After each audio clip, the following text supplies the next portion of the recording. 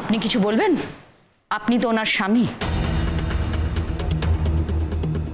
হ্যাঁ, ওকে প্রশ্ন করুন, ও সব সত্যি বলবে। ও তো আমার স্বামী, ও সবটাই বলবে আপনাদের। আপনারাই বলুন না, আমার ওপর যদি ওইভাবে অ্যাটাক না হতো তাহলে কি আমি এত কথা বলতাম? ও তো দেখেছে সেদিন আমার কি অবস্থা ছিল, একদম আলু থালু অবস্থা, ব্লাউজ টাউজ ছেঁড়া, সারা গায়ে আঁচড়ের দাগ।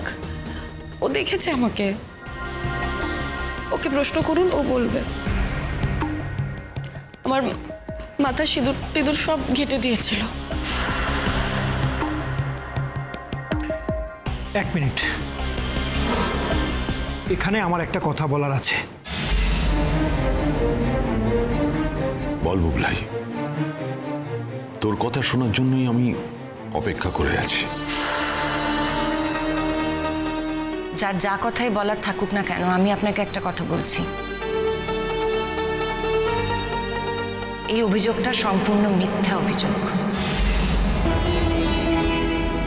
এবং এটা প্রমাণ করার জন্য আমি শেষ পর্যন্ত যাব।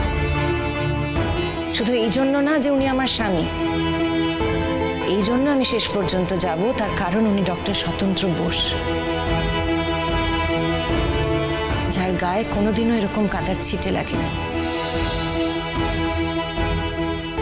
আর আজ এই মেয়েটা এসে এমন একটা কাদার ছিটে এই মানুষটার গায়ে লাগালো যা যে কোনো মানুষকে শক্তিহীন করে দিতে পারে, তার সমস্ত শব্দ হারিয়ে যেতে পারে। কিন্তু তাও আমি এই মানুষটার পাশ থেকে কখনো সরে যাব না,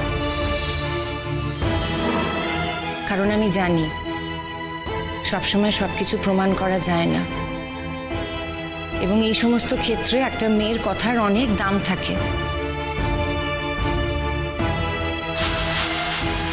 আর একটা মেয়ের কথার অনেক দাম থাকে বলেই নিশ্চয়ই আমারও কথার দাম থাকবে।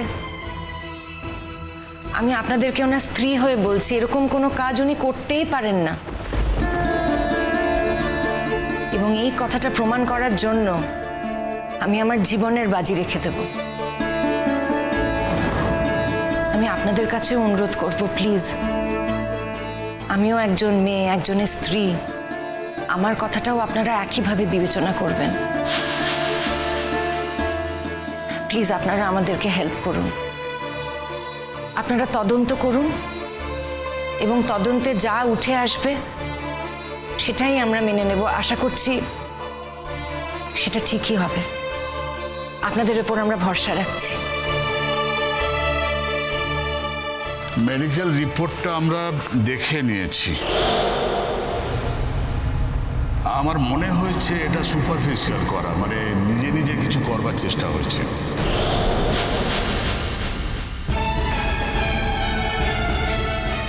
বোঝাই যাচ্ছে যে বর্ষা দেবী ওনাকে ফাঁসানোর জন্য এইসব কার্যকলাপগুলো উনি করেছেন।